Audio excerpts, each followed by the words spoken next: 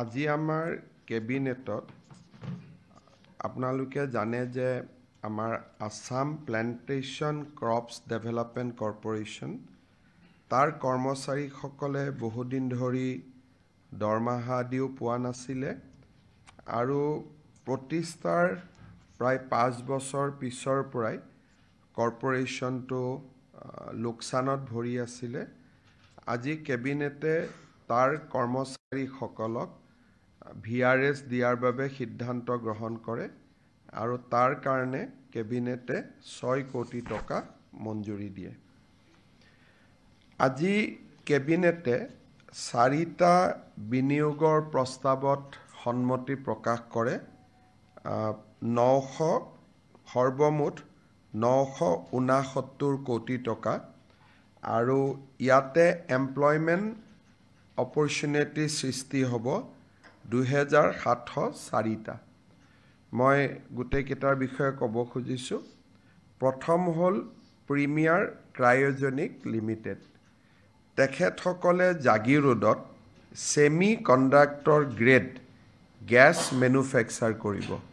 অৰ্থাৎ এই যিটো ইণ্ডাষ্ট্ৰিয়েল গেছ প্ৰডাকশ্যন হ'ব, নৰ্মেল ইণ্ডাষ্ট্ৰি গ্ৰেড থাকে আৰু সেমি কণ্ডাক্টৰ গ্ৰেড থাকে। Semiconductor grade is very sophisticated. Premier cryogenic লিমিটেডে 125 কোটি টকা ব্যয় কৰি জাগিৰোডত এই semiconductor grade gas manufacture কৰিব আৰু তাৰ কাৰণে 125 কোটি টকাৰ ইনভেষ্টমেণ্ট প্ৰপ'জেল আজি কেবিনেটে অনুমোদন জনাইছে। জোনালী কনষ্ট্ৰাকশ্যন প্ৰাইভেট লিমিটেডে এয়াৰপৰ্টৰ সমীপতে মেৰিয়ট হোটেল আৰু ৰেজৰ্ট প্ৰতিষ্ঠা কৰিব। 182 কোটি টকা ব্যয় হ'ব। 204 জন কৰ্মচাৰীয়ে কাম কৰাৰ সুবিধা পাব। দ্বিতীয়তে আৰু এটা প্ৰজেক্ট হ'ল Ambuja Neotia health care venture limited. এখেতসকলে গুৱাহাটীত এখন হস্পিটাল বনাব। 302 কোটি টকা ব্যয় কৰিব আৰু হস্পিটালৰ লগতে হোটেল এখনো তেওঁলোকে বনাব, যাতে হস্পিটালৰ পেচেণ্ট আৰু এটেণ্ডেণ্ট হোটেলত থাকিব পাৰে, basically medical tourism. Ambuja Neotia hotel venture limited, health care venture limited and hotel venture limited, দুইটাৰ হস্পিটালত 302 কোটি টকা ব্যয় কৰিব, হোটেলত 360 কোটি টকা ব্যয় কৰিব। 2300টা এমপ্লয়মেণ্ট সৃষ্টি হ'ব। তাৰমানে 2300 জন লোকে ইয়াত চাকৰি পাব বা কাম কৰিবলৈ সুবিধা পাব। এই 4টা প্ৰজেক্ট লগালে 969 কোটি টকাৰ বিনিয়োগ আৰু 2704টা এমপ্লয়মেণ্ট সৃষ্টি হ'ব। আজি কেবিনেটে ইয়াক অনুমোদন জনায়। আজি কেবিনেটে এটা বিশেষ সিদ্ধান্ত গ্ৰহণ কৰে, সেইটো হ'ল ইণ্টাৰ ৰিলিজিয়ন লেণ্ড ট্ৰান্সফাৰ। যেনেকৈ এগৰাকী হিন্দু মানুহে মুছলমান মানুহক মাটি বিক্ৰী কৰিব বা মুছলমানে হিন্দুক বিক্ৰী কৰিব বা কোনোবাই খ্ৰীষ্টিয়ানক বিক্ৰী কৰিব বা কোনোবাই বুদ্ধিষ্টক বিক্ৰী কৰিব, কোনোবাই জৈনক বিক্ৰী কৰিব। এই ইণ্টাৰ ৰিলিজিয়ন লেণ্ড চেল তাক ৰেগুলেট কৰাৰ কাৰণে আজি কেবিনেটে এখন SOPৰ অনুমোদন জনায়। এই অনুসৰি প্ৰথম যেতিয়া SDC তাত প্ৰস্তাৱটো আহিব যে মই মাটিখিনি বিক্ৰী কৰিব খোজোঁ, যদি স্বধৰ্মৰ হয় ক'বলগীয়া একো নাই। যদি ধৰ্ম বেলেগ হয়, হিন্দুৱে মুছলমানক কৰক বা মুছলমানে হিন্দুক কৰক, যদি ইণ্টাৰ ৰিলিজিয়ন হয়, তেতিয়াহ'লে প্ৰস্তাৱটো মাটিডোখৰ সত্য হয়নে নহয়, মাটিৰ মালিক হয়নে নহয়, যিখিনি সাধাৰণ পৰীক্ষা সকলো মাটিৰ লেণ্ড ট্ৰান্সফাৰ হ'লে কৰে, তাক কৰাৰ পিছত প্ৰস্তাৱটো DC অফিচলৈকে প্ৰেৰণ কৰিব। DCয়ে প্ৰস্তাৱটো লগে লগে ৰেভিনিউ ডিপাৰ্টমেণ্টত পঠাই দিব চৰকাৰত।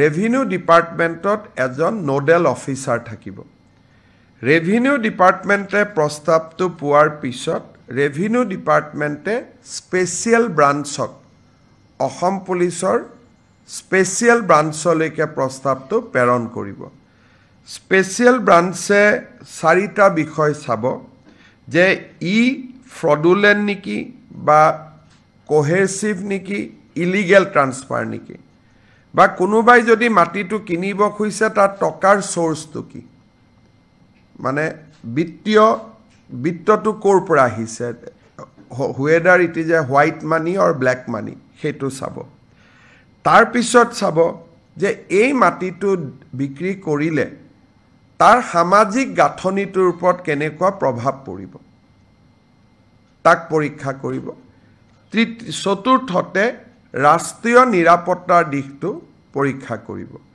এই গোটেইকেইটা দিশ পৰীক্ষা কৰি এছবিয়ে আকৌ চৰকাৰক নিজৰ কথাখিনি লিখি জনাব চৰকাৰে কথাখিনি ডিচিক জনাব আৰু ডিচিয়ে মাটিটো বিক্ৰী কৰিব দিম বা নিদিম তাৰ ওপৰত ডিচিয়ে সিদ্ধান্ত ল'ব এই আজি 6 মাহৰ পৰা ল্যান্ড ট্ৰান্সফাৰ কেছবিলাক বহুতখিনি চৰকাৰতো পেণ্ডিং হৈ আছিলে এই এছঅপিখন যোৱাৰ পিছত আমি এই এছঅপি মতে সিদ্ধান্ত আমি ল'ব পাৰিম এই ব্যৱস্থাটো ষ্টেটৰ বাহিৰৰ এনজিঅ'ৰ ক্ষেত্ৰতো প্ৰয়োগ হ'ব যোৱা কেইটামান দিনত আমি দেখিছোঁ যে কেৰালা আদিৰ পৰা বহুত এনজিঅ' আহি অসমত মাটি কিনিছে আৰু তেওঁলোকে কিছুমান অনুষ্ঠান পাতিছে হয়তো ভৱিষ্যতৰ দিনত সেই অনুষ্ঠানবোৰ ৰাষ্ট্ৰীয় নিৰাপত্তাৰ কাৰণে ভাবুকি হ'ব পাৰে সেইকাৰণে অসমৰ এনজিঅ'ই মাটি কিনিলে কোনো প্ৰচিডুৰত আহিব নালাগে কিন্তু অসমৰ বাহিৰৰ যদি কোনোবা এনজিঅ'ই অসমত এডুকেশ্যনেল ইনষ্টিটিউট কৰাৰ কাৰণে মেডিকেল কলেজ কৰাৰ কাৰণে নাৰ্ছিং কলেজ কৰাৰ কাৰণে যদি বাহিৰৰ ৰেজিষ্টাৰ্ড এনজিঅ'ই যদি অসমত মাটি কিনিব খোজে এই সেম প্ৰচিডিউৰৰ মাজেদি তেখেতসকলো যাব লাগিব কেবিনেটে আজি এইকেইটা সিদ্ধান্ত গ্ৰহণ কৰে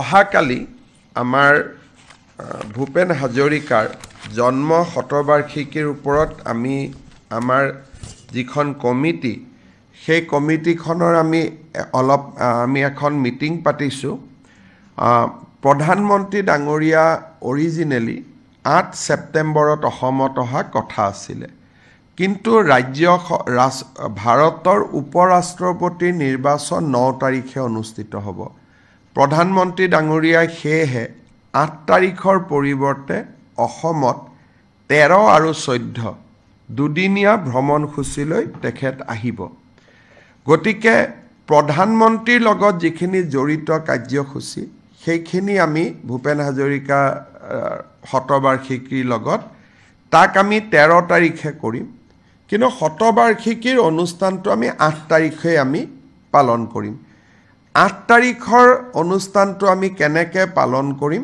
তাৰ ওপৰত আলোচনা কৰাৰ কাৰণে কালি আমাৰ জন্ম শতবাৰ্ষিকী কমিটিৰ এখন আমি মিটিং দিছোঁ তাতে আপোনালোকক মিটিঙৰ পিছত আমি কি ধৰণে 8 তাৰিখ দিনটো পালন কৰিম তাক আমি আপোনালোকক জনাব পাৰিম প্ৰধানমন্ত্ৰী ডাঙৰীয়া 13 তাৰিখে আহিব আৰু 13 তাৰিখে তেখেতে 5:30 বজাত ডক্টৰ ভূপেন হাজৰিকা জন্ম শতবাৰ্ষিকী অনুষ্ঠানত ভাগ ল'ব 14 তাৰিখে ৰাতিপুৱা তেওঁ মঙলদৈত যাব আৰু বিয়লি নুমলীগড় যাব আগতে এদিনত অহা কথা আছিল এতিয়া তেওঁ এটা নিশা গুৱাহাটীত কটাব আপোনালোকে ইতিমধ্যে জানে যে 29 তাৰিখে ভাৰতৰ গৃহমন্ত্ৰী ডাঙৰীয়া আৰু অসমত 3খন সভা আছে তেখেত 28 তাৰিখে অৰ্থাৎ অহাকালিয়ে তেখেত গুৱাহাটীত আহি পাব গুৱাহাটীত আহি পাই তেখেতে আমাৰ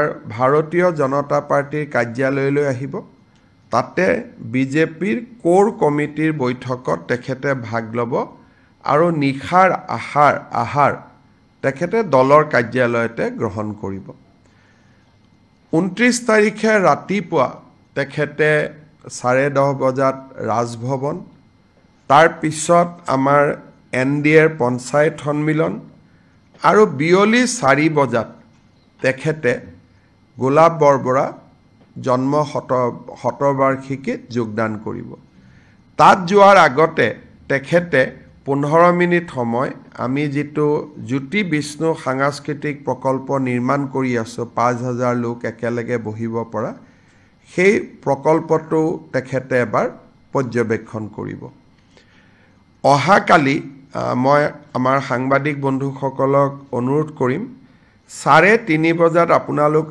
নৱ নিৰ্মিত ৰাজভৱন চাবলৈ আহিব আমাৰ ডিআইপিআৰে আপোনালোকৰ লগত কোঅৰ্ডিনেট কৰিব এটা সুন্দৰ ৰাজভৱন চৰকাৰে নিৰ্মাণ কৰি উলিয়াইছে এবাৰ গৱৰ্ণৰ থকাৰ পিছতো আৰু আমি কোনেও তাক চাব নোৱাৰিম গতিকে কালি 3:30 বজাত ময়ো থাকিম আপোনালোক সকলোকে ৰাজভৱনটো এবাৰ চাবৰ বাবে আপোনালোকক আমি নিমন্ত্ৰণ কৰিছো অসমৰ ৰাজ্যপাল ইমান দিনে দুটা ৰুমত আছিলে তেখেতৰ ঘৰটো বাহিৰৰ পৰা ডাঙৰ এটা বহা ঘৰটো য'ত সকলোকে লগ পায় আৰু এটা তেওঁৰ ফেমিলিৰ কাৰণে সৰু ৰুম এটা আছিল আৰু এটা নিজে থকা ৰুম আছিল টোটেল ইমানেই ৰুম আছিলে এতিয়া এটা সময়ৰ লগত খাপ খুৱাই সুন্দৰ ৰাজভৱন চৰকাৰে নিৰ্মাণ কৰি উলিয়াইছে আপোনালোকে অহাকালি 3:30 বজাত আপোনালোকক মই ৰাজভৱনটো চাবৰ কাৰণে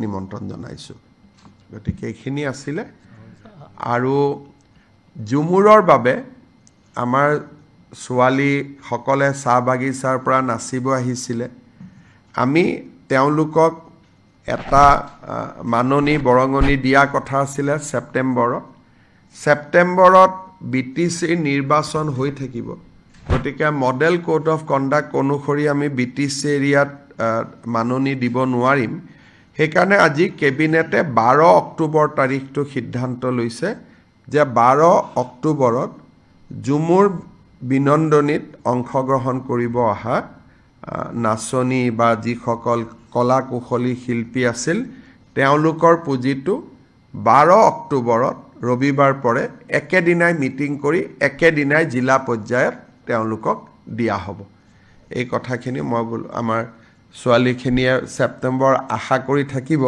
কিন্তু বিটিসিৰ যেহেতু মডেল কোড আহি গ'ল গতিকে আমি দিব নোৱাৰিম সেইকাৰণে বিটিসিক পিছত দিয়া বাকি কাগজ দিয়া এইখিনি কৰাতকৈ আমি 12 অক্টোবৰতে সকলোকে একেলগে পুঁজিটো যোগান ধৰিম দেৱালীৰ আগতে সকলোৱে পুঁজিটো পাব আৰু এটা বিষয় মই আপোনালোকক 2-3 দিন পিছত হয়তো ক'ব পাৰিম আমি ব্ৰিটিছ মিউজিয়ামৰ লগত খুব ভাল কৰি কথা পাতি আছো যে অসমত কেতিয়াবা লৈ বৃন্দাবনী বস্ত্ৰখন অনাৰ বাবে কিছু মই পজিটিভ নিউজ আশা কৰিছো অহা সপ্তাহৰ ভিতৰত কোনোবা এটা দিন আপোনালোকক মাতি আনি আমি সবিশেষ জনাব পাৰিম যদি কিবা আপোনালোকৰ প্ৰশ্ন আছে কৰিব পাৰে Mr. Chief Minister, if you can brief us in English about the land transfer SOP.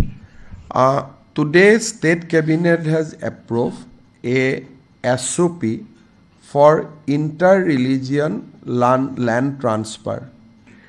In a sensitive state like Assam, the transfer of land between two religious groups need to be handled very, very carefully. So, all such land transfer proposal will now come to the government. Government will scrutinize each and every proposal through our special branch. Basically, we look it at whether what is the source of the fund, whether it has been reflected in the tax return or not, whether that kind of sale will affect the social fabrics of that particular locality, whether if any local people has objection, whether that has been addressed properly or not, and finally, if there is any national security angle involved in certain cases. So all these will be examined, and thereafter we will inform Deputy Commissioner whether he should allow the transfer of land or not. Accordingly, DC will take the final decision. NGOs from outside the... We are also observe the same procedure where NGO from outside Assam sought to seek to procure land in Assam and basically to establish educational and health institute, etc. All such proposal will be examined from the national security angle. Only thereafter land sale permission will be allowed. However, for local NGO, which are known for their contribution, no such procedure need to be followed. এতিয়া আমাৰ কৰিমগঞ্জ বৰপেটা এনেকুৱা জাগাত কেৰেলাৰ কেইবাটাও এনজিঅ'ই মাটি কিনিছে আৰু মাটি কিনিব বৰাক ভেলিত চেষ্টা কৰি আছে আমি বহুতখিনি ক্ষেত্ৰত আমি অলপ ৰখাই আছিলো বৰপেটাত তেওঁলোকে কিনিছে কৰিমগঞ্জ আৰু শিলচৰত কিনিবৰ কাৰণে চেষ্টা কৰি আছে কেৰেলাৰ পৰা হা কেইবাটাও এনজিঅ' বিভিন্ন বিশেষ এটা ৰিলিজিয়নৰ লগত জড়িত এনজিঅ'ই অসমত ডাঙৰ মাটি কিনাৰ বাবে তেওঁলোকে কথা বতৰা বা চেষ্টা চলাই থাকা আমি গম পাওঁ বৰপেটাত তেনেকে কিনিছে কৰিমগঞ্জ আৰু কাছাৰত তেওঁলোকে বেছিকৈ কিনিব বিচাৰে কৰিমগঞ্জ মানে শ্ৰীভূমিত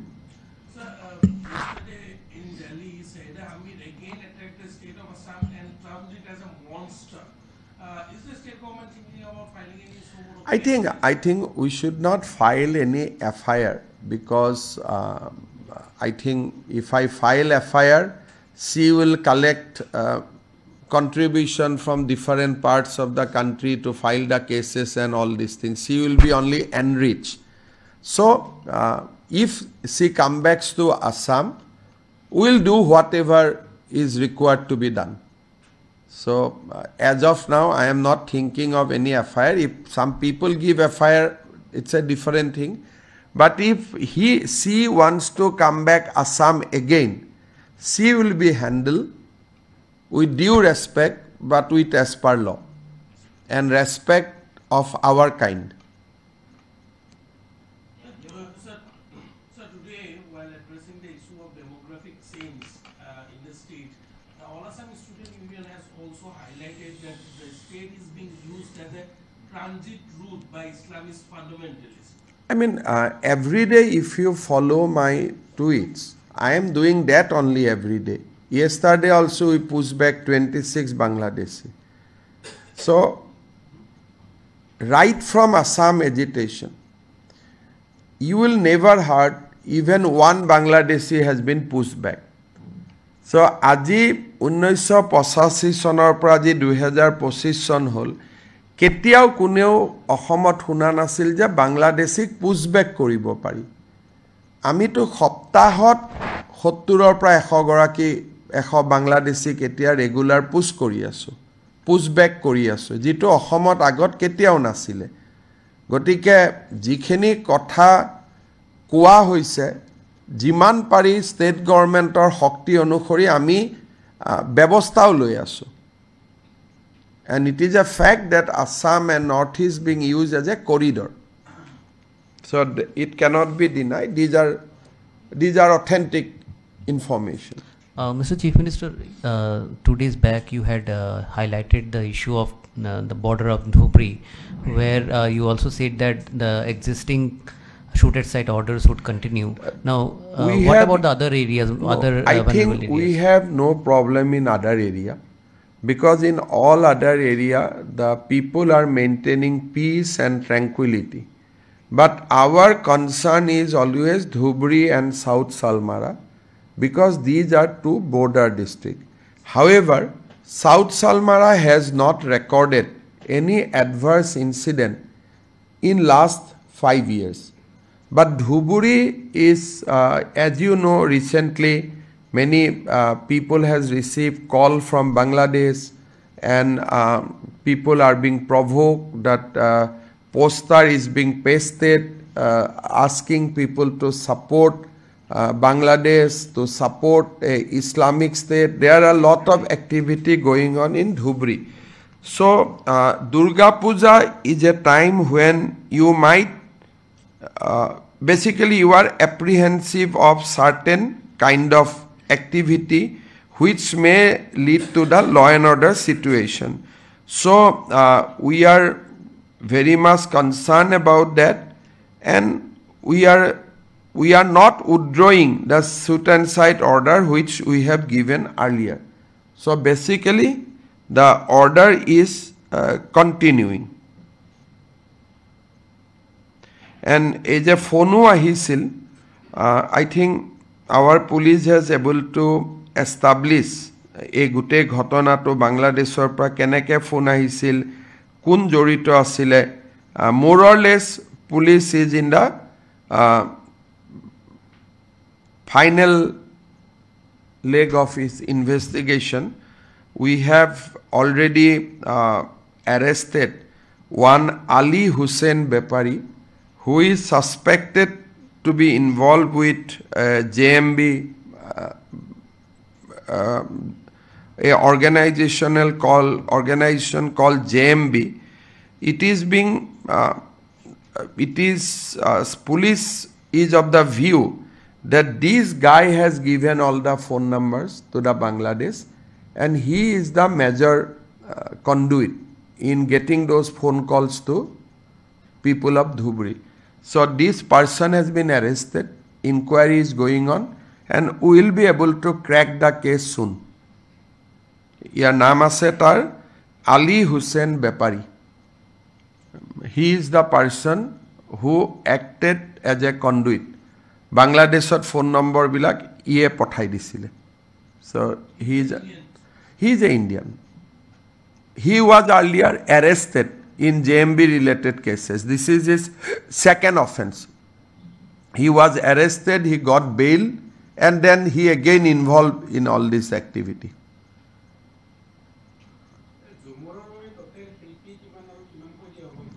Jumurot 8,700 শিল্পী আছে, 25,000 টকা কৰি আমি যেটো অ্যানাউন্স কৰিছিল, আৰু এক্সপাৰ্ট কমিটিও আছে. এক্সাক্ট নম্বৰটো বিমল বৰাই ক'ব পাৰিব, মোৰ এক্সাক্ট নম্বৰটো মইতো অলপ ক'ব অসুবিধা হ'ব, বাট 8,700 and plus 9,000 মান ছোৱালী হ'ব, ল'ৰাও হ'ব.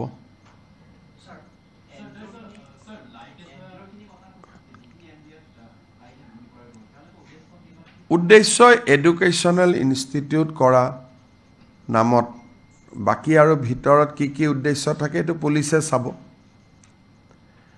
কাৰণ এইবিলাক ইনষ্টিটিউট ইমান অসমত আহি কাম কৰাটো কোনো কাৰণ নাথাকে চৰকাৰৰ ইমান ইনষ্টিটিউট থকাৰ পিছতো.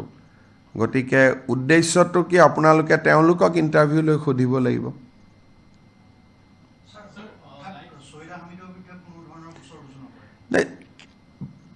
পাব্লিকে ৰুজু কৰিব, অসম চৰকাৰে ৰুজু কৰা কথাটো অসম চৰকাৰে ভবা নাই, কিন্তু আমাৰ বিজেপিৰ কৰ্মী আছে, আসু আছে, বিভিন্ন দল সংগঠন আছে, তেওঁলোকে ৰেজিষ্টাৰ কেছ কৰিলে আমি ৰেজিষ্টাৰ কৰিম. নিজাববকৈ কৰাৰ কথাটো নহয়, কিয় কাৰণে তেওঁ যিকেইটা শব্দ কৈছে সেই শব্দকেইটাত কেছটো ৰেজিষ্টাৰ কৰিলে তেওঁ বেল পাই যাব. গতিকে তেওঁক হিৰো কৰা হ'ব. গতিকে আজি যদি মই ৰেজিষ্টাৰ কৰোঁ, কালি হাইকোৰ্টে তেওঁক বেইল এটা দি দিব, তাৰপিছত আপোনালোকে নিউজ এটা লিখিব অসম চৰকাৰৰ মুখ ঠেকেচা বুলি. সেইকাৰণে মই আপোনালোকক সুযোগ দিব খোজা নাই, কাৰণ আমাৰ ইয়াত আমাৰ দুৰ্ভাগ্যবশতঃ আমাৰে সাংবাদিকবিলাকেতো ডাঙৰকৈ লিখিব নহয় অসম চৰকাৰৰ মুখ ঠেকেচা বুলি, হয় নহয়? কাৰণ আপোনালোকৰ ইণ্টেনশ্যনটোতো সদায় পজিটিভ নাথাকে. আপোনালোকৰ লগত ডিল কৰি কৰি ময়ো শিকিলোঁ নহয় বহুতখিনি.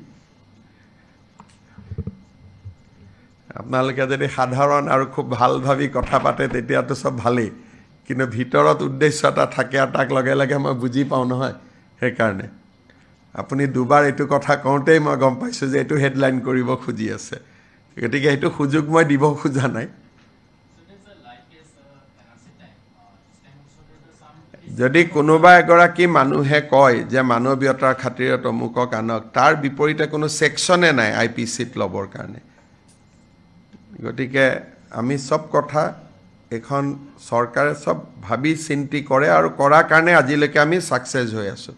নহলে 1,29,000 বিঘা মাটিটো আমি খালি কৰিব নোৱাৰিলোহেঁতেন.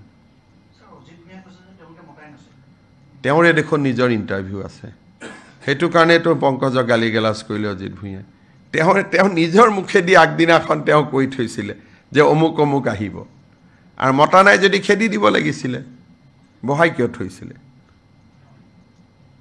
দেখে অজিত ভূঞা তাৰ কেৰেক্টাৰ এতিয়া ৰাইজে গম পায় আৰু কি নিজৰ ভিতৰতে কেনেকুৱা ষ্টেণ্ডাৰ্ডত কথা পাতিছে তাতে ওলাইছে নহয় কাৰোবাৰ টিভিৰ বিৰুদ্ধে ক'ব কাৰেজ লাগিব হাৰে মই ইমান দিনে শুনি আছিলোঁ আলফাৰ বিৰুদ্ধে ক'ব কাৰেজ লাগে অমুকৰ বিৰুদ্ধে ক'ব কাৰেজ লাগে টিভিৰ বিৰুদ্ধে কওঁতেও কাৰেজ লাগে নেকি তেওঁ নিজে তাৰ চাৰ্টিফিকেট লৈছে অমুকৰ বিৰুদ্ধে ক'ব কাৰেজ লাগিব তেওঁ কথাখিনি শুনি মোৰ ডাউট হৈছে যে এইজনে লম্ফ জম্ফ কৰি থকা সেই অজিত ভূঞা নে এজন বেলেগ অজিত ভূঞা আৰু কথাও ইংৰাজীতে কয় দুজন অসমীয়া মানুহ লগ পালে পৰেশ মালাকাৰ অজিত ভূঞা দুইজনে অসমীয়া কথা ইংৰাজীত কয় সেইটোও এটা আচৰিত দেখিলোঁ মই আমিতো ইংৰাজীত সুধিলে ইংৰাজীত কওঁ বাট প্ৰশান্ত দা মই গাড়ীত গ'লে কিয় ইংৰাজীত কথা কৈ থাকিম গতিকে এওঁলোক এটা নতুন ধৰণৰ সংস্কৃতিত সোমাই গৈছে গতিকে কৈ লাভ নাই আৰু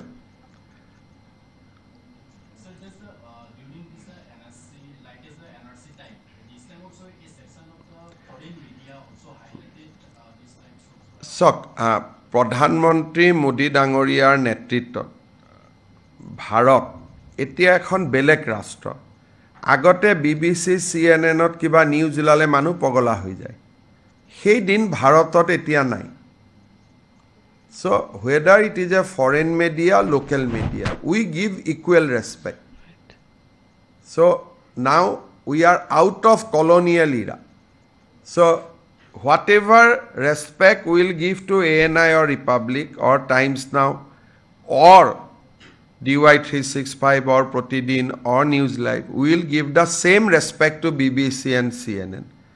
Nothing more, nothing less.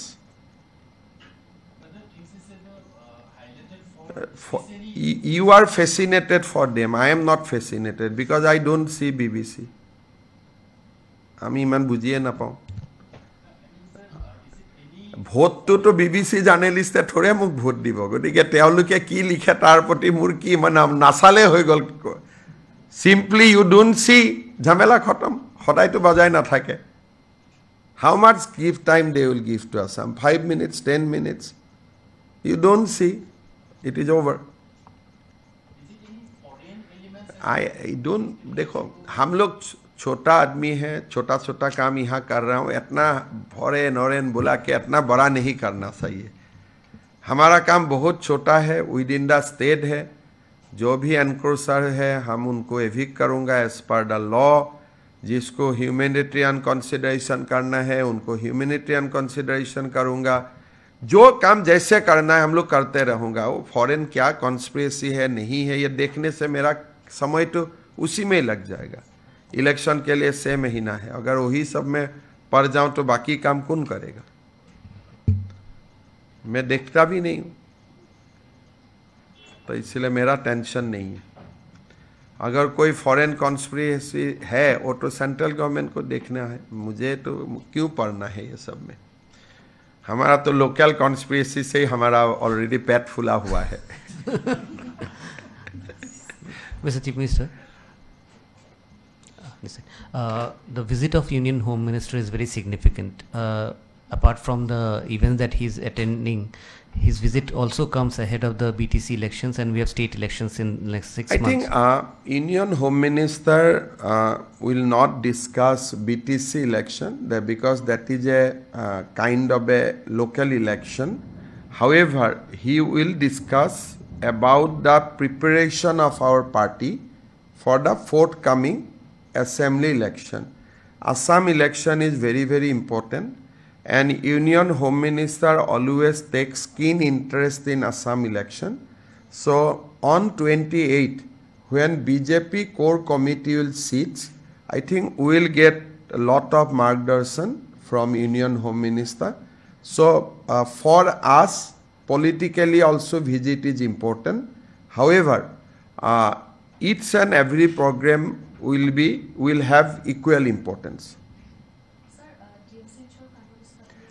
কালি ৰাতিপুৱা ৰিপৰ্টখন দিব সুইটি চেংচন যি আমি কমিটি বনাই দিছিলোঁ তেওঁলোকে অহাকালি ৰিপৰ্ট দিব চিফ ছেক্ৰেটাৰীক তাৰ পিছত ৰিপৰ্টখন চাই আমি উইদিন 24 আৱাৰ 48 আৱাৰ্ছ যিখিনি লগে লগে কৰিব দিয়ে লগে লগে কৰি মধ্যকালীন দীৰ্ঘকালীন কিন্তু কালি তেওঁ ইনকুৱাৰী ৰিপৰ্টটো কালি তেখেতে দিব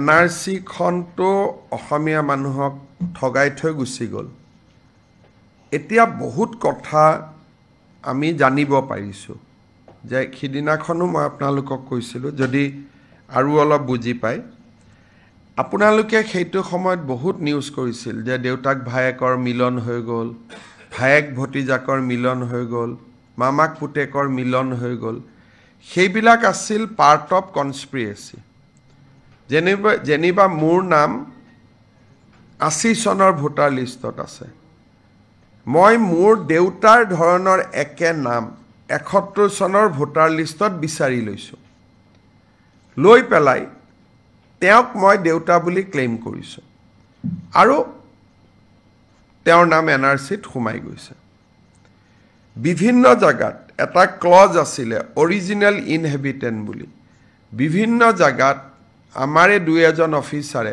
সন্দেহযুক্ত লোককো অৰিজিনেল ইনহেবিটেন্টস বুলিও সোমোৱাই দিছে এনেকে এতিয়া যদি আমি NRC খন চাব যাওঁ তাত বহুত বিলাক খেলিমেলি আমি দেখা পাইছোঁ আৰু এই খেলিমেলিখিনি উপযুক্ত সময়ত উপযুক্ত ধৰণে আদালতে বিচাৰ বিবেচনা কৰিব বুলি আমি বিশ্বাস কৰোঁ আৰু নহলে ভাৰত চৰকাৰৰ পৰা এই NRC খন প্ৰকাশ কৰি আমি NRC আপডেট আমি নেক্সট পাৰমিশন ল'ব লাগিব গতিকে কেইবাটাও লিগেল এংগলত আমি পৰীক্ষা কৰি আছো যে কেনেকে NRC খন আমি নতুনকৈ আৰু এটা সেকেন্ড লুক এটা আমি দিব পাৰো ৰিভিউ পিটিশন এবাৰ দুবাৰ ফাইল কৰিছো ৰিজেক্টটো হৈছে গতিকে বহুত বিলাক কোৰ্টত ঘটনা ঘটি আছে কিন্তু পিটিশন গৈ আছে কৰবাত ৰিজেক্ট হৈছে কৰবাত নোটিস দিছে গতিকে বিভিন্ন প্ৰকাৰে চেষ্টা হৈ আছে কিন্তু সুপ্ৰিম কোৰ্টে ইউজুৱেলি এবাৰ ফাইনেল অৰ্ডাৰ দিলে তেওঁলোকে সংশোধন কৰাটো অলপ কঠিন প্ৰক্ৰিয়া ৰিভিউ পিটিশন সুপ্ৰিম কোৰ্টত সেম জাজেহে কৰিব পাৰে বেলেগ জাজে ৰিভিউ কৰিব নোৱাৰে গতিকে ইয়াৰ প্ৰক্ৰিয়াটো দীঘল কিন্তু আমি এটা লাইনত কাম কৰি আছো ষ্ট্ৰেটেজিটো মই আগত ক'ব খোজা নাই কাৰণ আমাৰ শত্ৰুপক্ষ বেছি শক্তিশালী ইয়াতে মই যেটো কথা কওঁ তেওঁলোকে লগে লগে পিকআপ কৰি লৈ তাৰ ব্যৱস্থা আৰম্ভ কৰিয়ে দিয়ে হেতু কাৰণে আমি কিন্তু ফাইনেল আমাৰ লক্ষ্যটো হ'ল যে ভাৰত চৰকাৰৰ পৰা হওক সুপ্ৰিম কোৰ্টৰে হওক বা অসম চৰকাৰৰ ক্ষমতাৰ প্ৰয়োগ কৰি হলেও আমি এইখন NRC মানি লোৱাৰ পৰিৱৰ্তে ইয়াক ৰিভিজনলৈকে আনিব লাগিব এটা কিমান সফল হ ক'ব নোৱাৰো কাৰণ মুখ্য ন্যায়াধীশে ইতিমধ্যে নিৰ্দেশ দি থৈ গৈছে যে এখন ফাইনেল বুলি